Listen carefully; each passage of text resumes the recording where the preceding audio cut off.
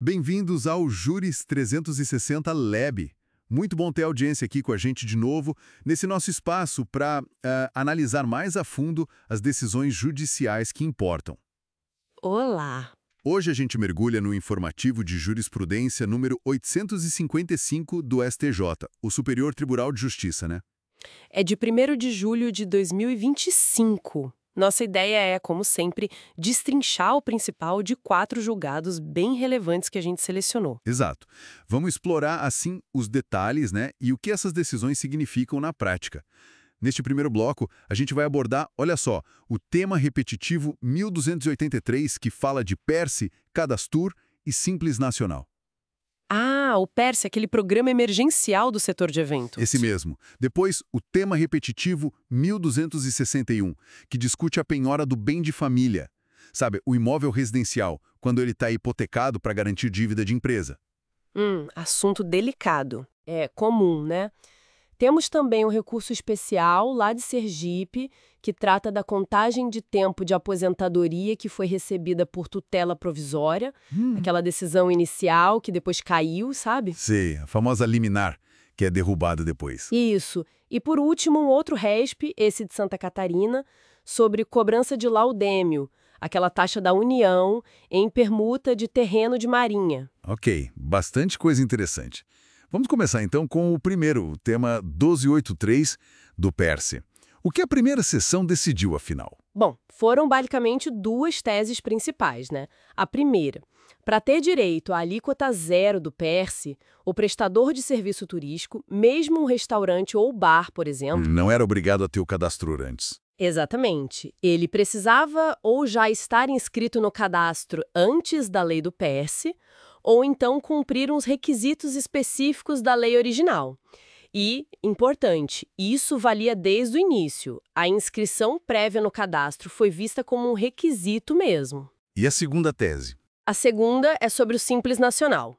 Ficou definido que as empresas optantes pelo Simples não podem aproveitar essa alíquota zero do PERSE.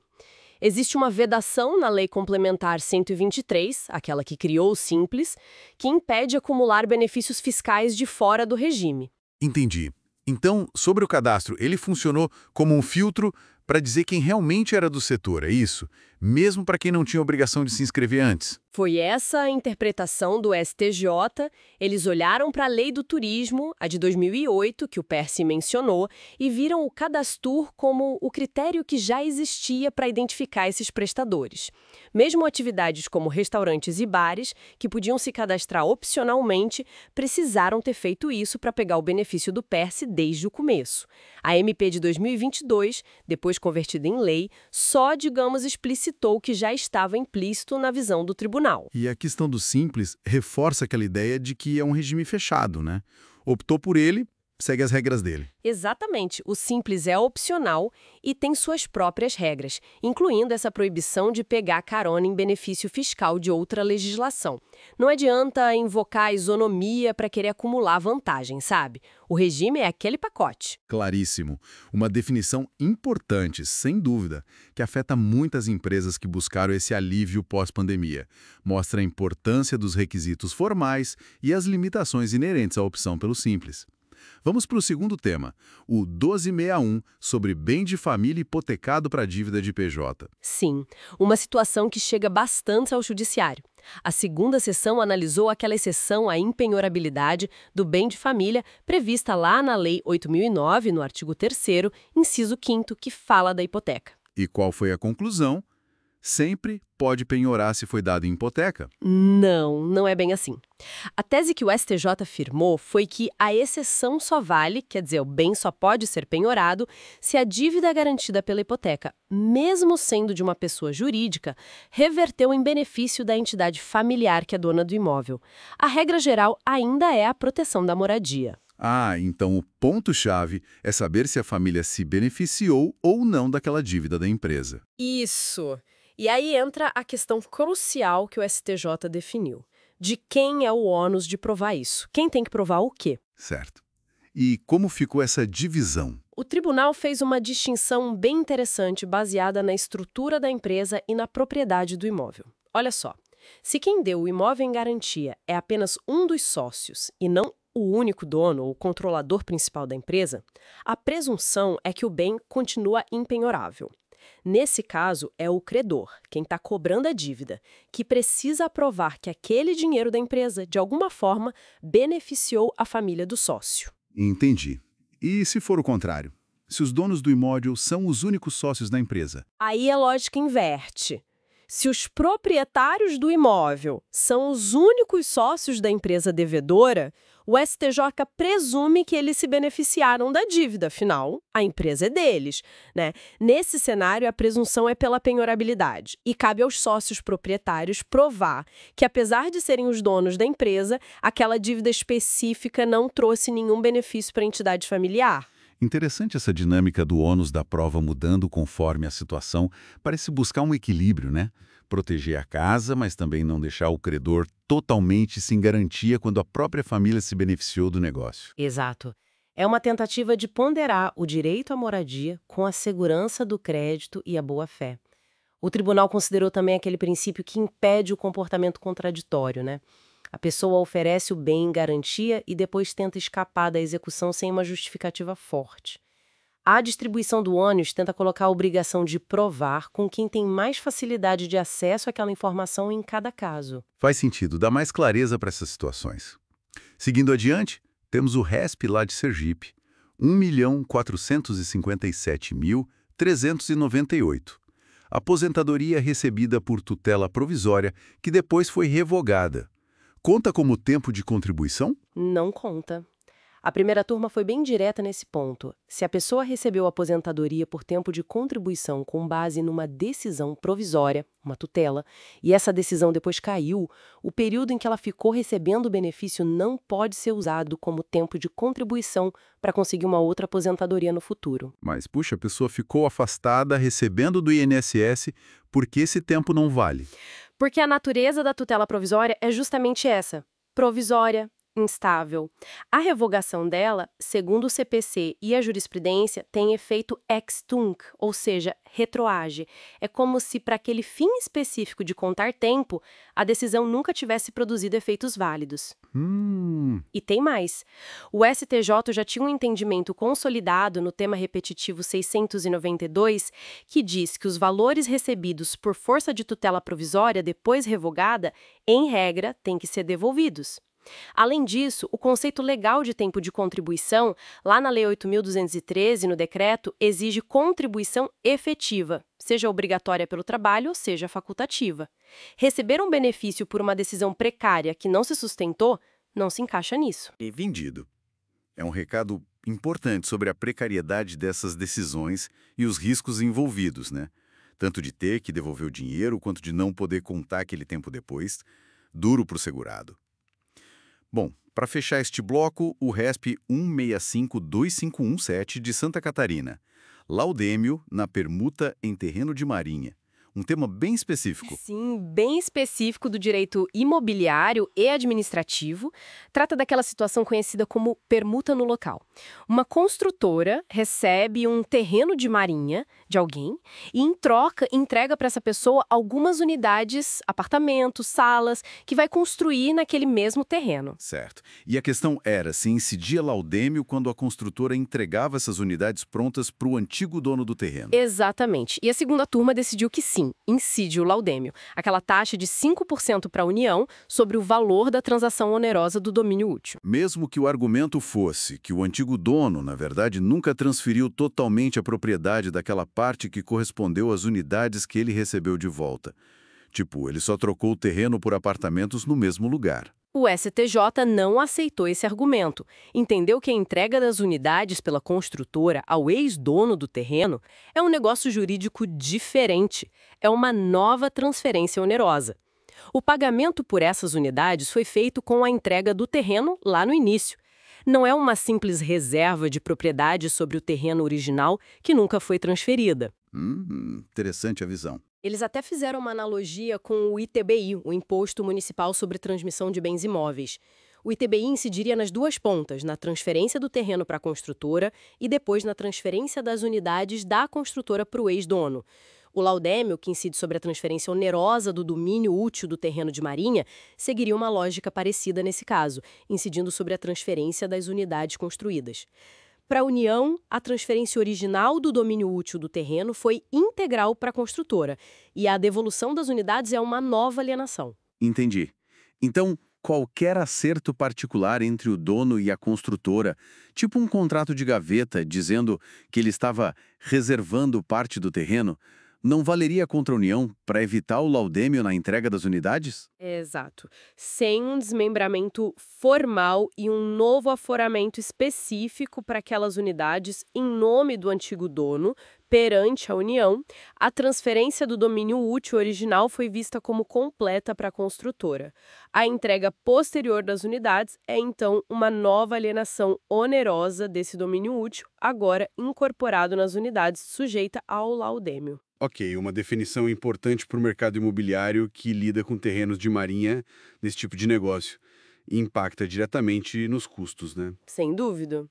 Bom, e esses foram os julgados que a gente separou para analisar neste primeiro bloco do Informativo 855. Decisões com reflexos bem práticos no direito tributário, civil, previdenciário e administrativo. Pois é, fica muito claro como a interpretação da lei, a definição de requisitos, a distribuição do ônus da prova, como tudo isso impacta diretamente a vida das pessoas e das empresas. Uma reflexão interessante é como o judiciário está sempre nessa balança, né? Tentar aplicar a lei tecnicamente, mas também buscar uma solução que faça sentido na prática, no caso concreto. Exatamente. Continuamos essa análise no próximo bloco. Combinado. Até lá. Olá, vamos começar mais um bloco então, dando continuidade à nossa análise do Informativo 855 do STJ. Temos mais algumas decisões importantes aqui para a gente conversar. Exato. Desta vez a gente separou alguns temas bem relevantes, né? Cobertura de medicamento por plano, responsabilidade civil em acidente e também gratuidade da justiça. Isso. Vamos começar por essa questão do plano de saúde e o canabidiol. É um tema super atual, gera muita dúvida, principalmente o uso em casa e fora do rol da ANS. Como o STJ viu isso? Olha, a terceira turma, ela entendeu que a recusa do plano, nesse caso específico, foi ilícita. O ponto central foi um artigo da Lei dos Planos de Saúde, o 10, inciso 6. Ah, o que fala da exclusão de medicamento para uso domiciliar. Exatamente. Essa é a regra geral. A lei tira da cobertura obrigatória esses medicamentos que a pessoa usa em casa. E, para a turma ágil, essa regra geral se sobrepõe, digamos assim, àquelas outras condições para cobrir tratamentos fora do rol, sabe? As do parágrafo 13. Entendi. Então, o fato de ser usado em casa foi o decisivo, mesmo que seja um tratamento, sei lá, comprovadamente eficaz. Foi o fator-chave na interpretação deles. O que define o uso domiciliar é a forma de administração, né? Se é em casa, sem precisar de supervisão direta de um profissional. Aí cai nessa exclusão. E quando que teria que cobrir mesmo sendo em casa? Existe exceção? Sim, existem exceções. Por exemplo, se for uma internação domiciliar que substitui a do hospital, ou se o próprio remédio, mesmo em casa, exigir que um profissional de saúde acompanhe a aplicação diretamente. Fora disso, a regra aplicada foi a da negativa. E tem aquele projeto de lei, né, para tentar fornecer pelo SUS. Isso, tem o PL 89 de 2023 em discussão. É outra frente para essa questão. Certo.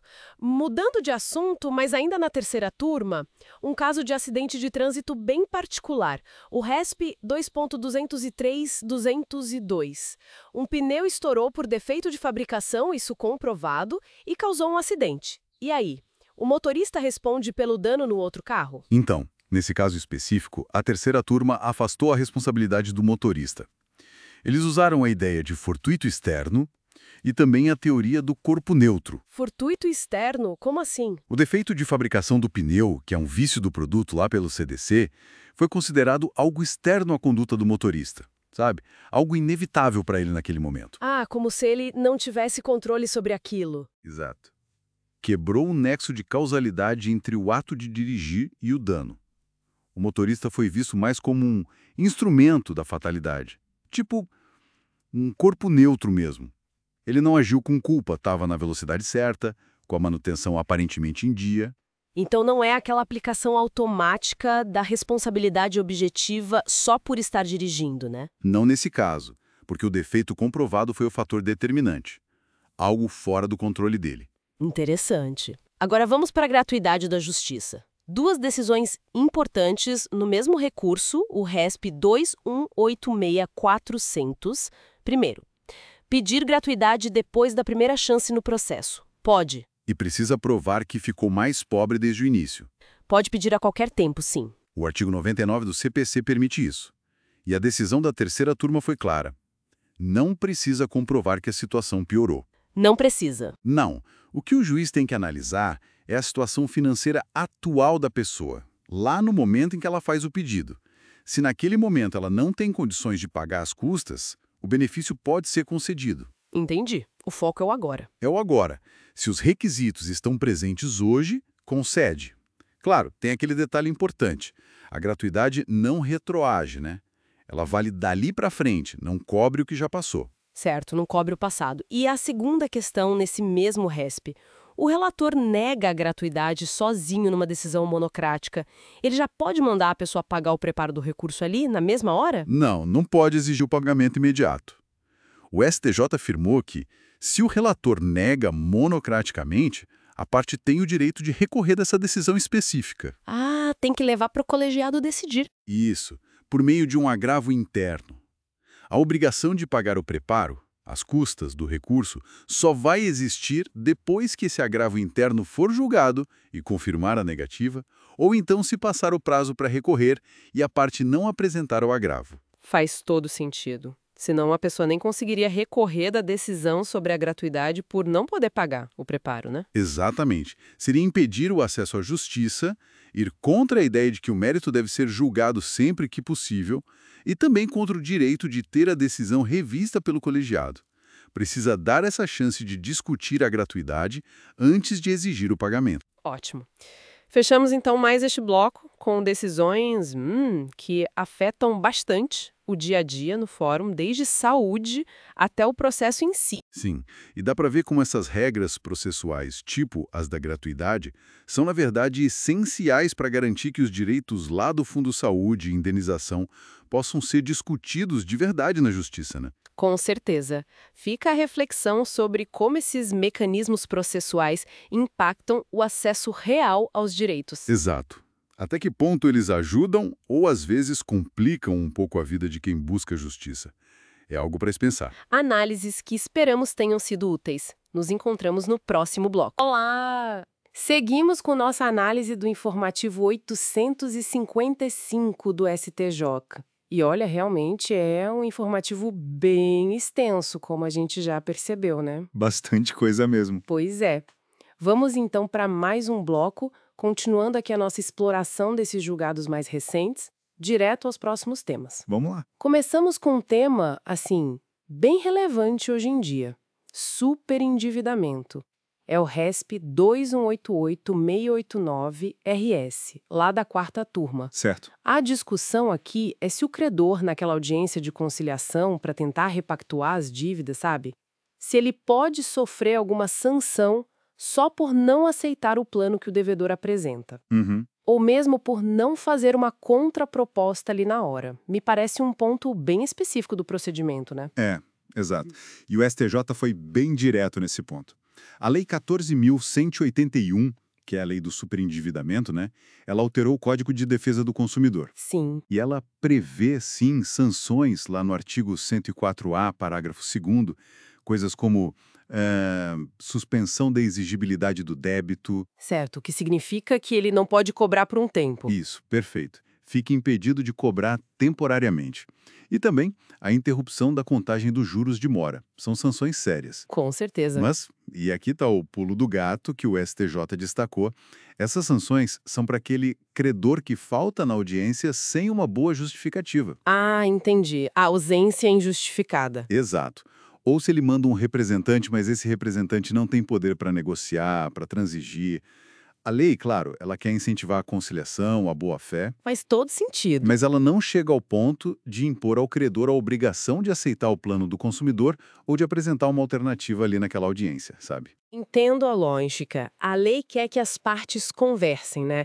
Mas isso não pode, talvez, abrir uma brecha para o credor só ir lá, marcar a presença para não ser punido, mas sem real intenção de negociar, Como é que fica a boa-fé aí? Olha, é uma preocupação válida, sem dúvida.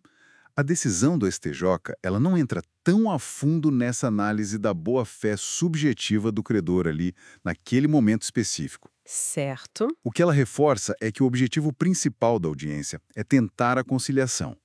Se não rolar um acordo ali, bom, isso não quer dizer automaticamente que o credor agiu de má fé ou que ele vai ser punido só por isso. E qual a consequência, então, se não tem acordo? A consequência é simples.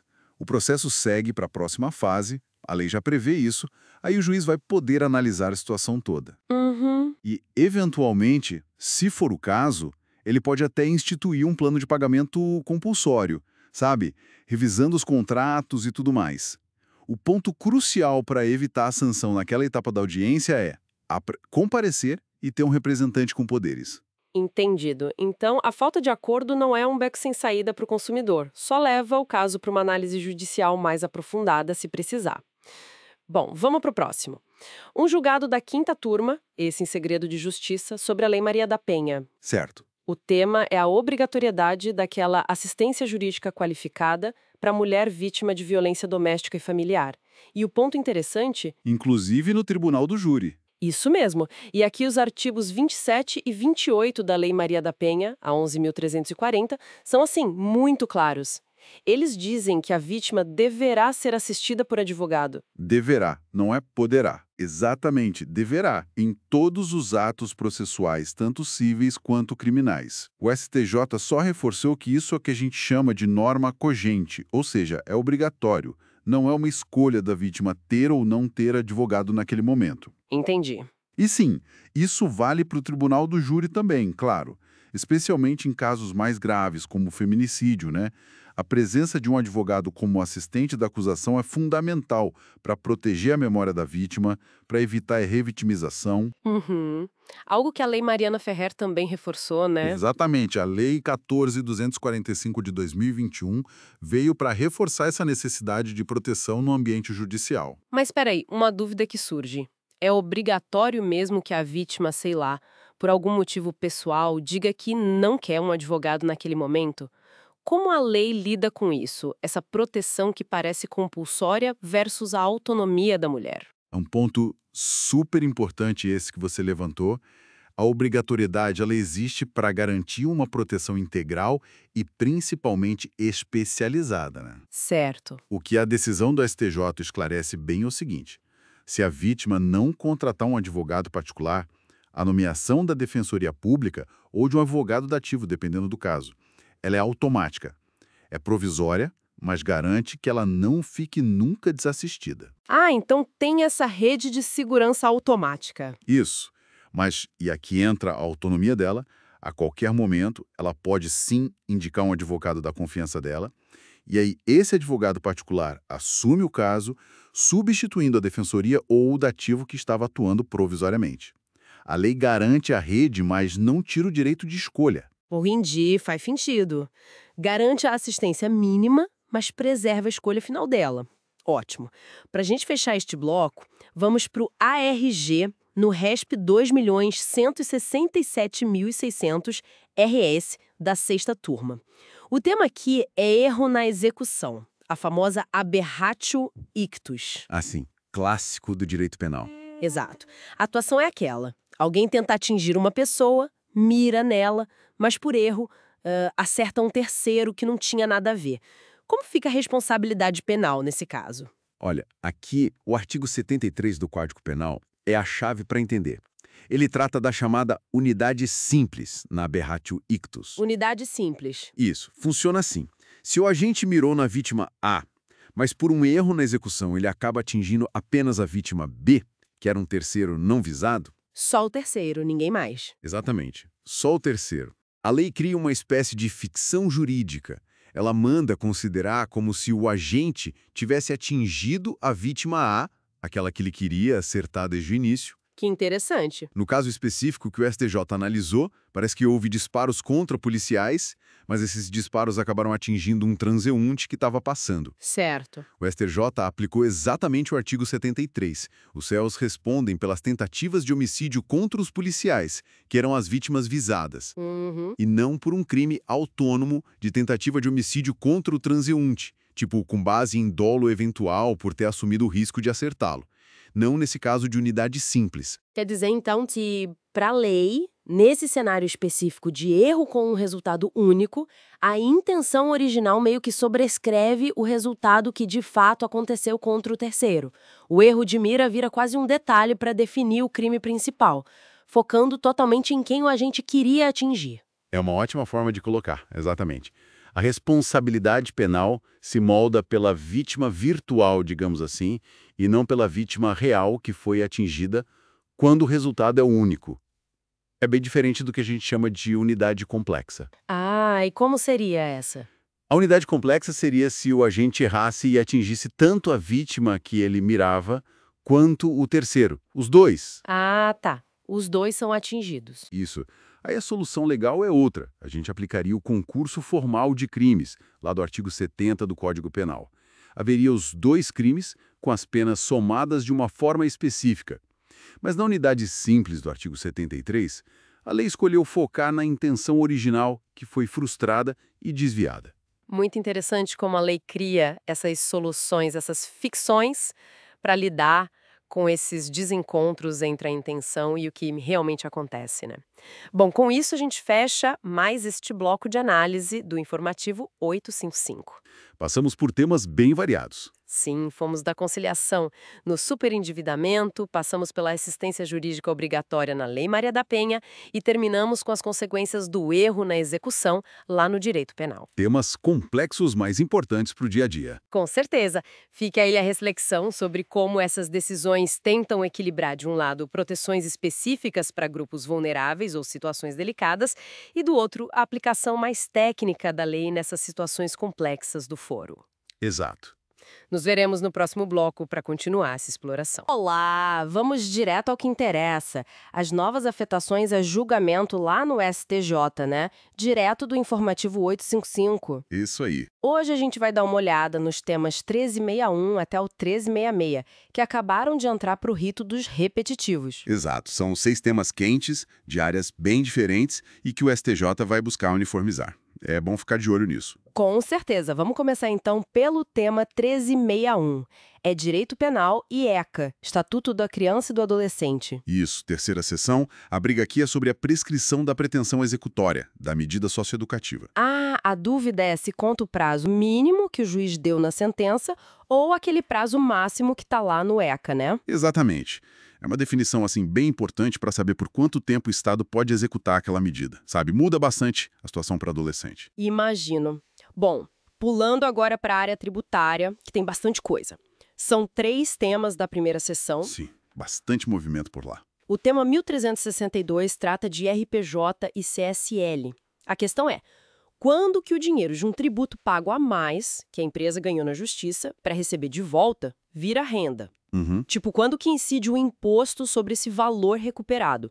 É já na decisão final, mesmo sem valor definido, ou só quando o crédito fica líquido certinho? Pois é, essa é a grande questão. É a tal da disponibilidade jurídica da renda. Se for já no trânsito em julgado, impacta o caixa da empresa mais cedo, né? Mesmo que ela nem saiba ainda o valor exato. Entendi. Se for só na liquidação, alivia um pouco para a empresa, mas a receita demora mais para arrecadar. Isso. O STJ vai ter que definir esse marco temporal aí. Certo. Ainda no tributário, o tema 1363, esse aqui é sobre a nota fiscal eletrônica, a NFE. Ah, sim. A discussão é se ela, sozinha, já serve para constituir o crédito do DIFAL do ICMS, aquele diferencial de alíquota entre estados. Ou ainda precisa da GIA, a Guia de Informação e Apuração. É uma questão que parece formal, né? Mas tem um impacto prático grande. Se a NFE bastar, pode simplificar um pouco as coisas. Mas talvez dificulte o controle pro fisco, né? Exato.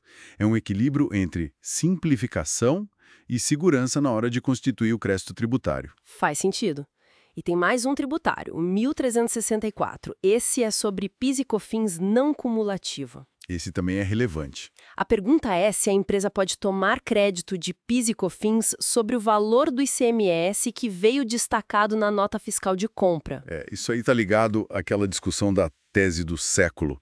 Mas olhando para o lado do crédito agora, né? Uhum. Se pode incluir o ICMS na base de cálculo do crédito que a empresa vai usar.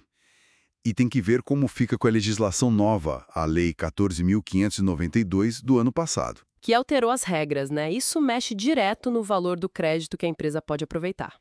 Com certeza. Impacto custo final, a competitividade, é um tema bem importante para muitas empresas. Ok, saindo um pouco dos tributos, vamos para o direito privado. Tema 1365 da segunda sessão. Esse envolve planos de saúde. Uma situação que, infelizmente, a gente ouve falar bastante, a recusa indevida de cobertura pelo plano. Pois é. A questão que o STJ vai definir é se essa recusa, por si só, já gera dano moral. Aquele dano presumido, o un re ipsa. Olha, esse é um ponto super sensível. Se o STJ disser que sim, que é dano in re ipsa, o consumidor só precisa provar que a recusa foi indevida para ter direito à indenização. Facilita para ele. Mas pode aumentar as condenações para os planos, né? Exato. E talvez impactar o custo. Se disser que não, que o dano não é presumido, aí o consumidor tem que provar o sofrimento específico que aquela recusa causou. É uma calibragem importante. Entendi. Para fechar nossa lista, o tema 1366. Esse mistura processo civil, trabalho, previdência. Isso, primeira sessão decidindo. É sobre usar prova emprestada. Especificamente, usar perícias de outros processos para provar que a atividade de um aeronauta era especial para fins de aposentadoria. Uhum.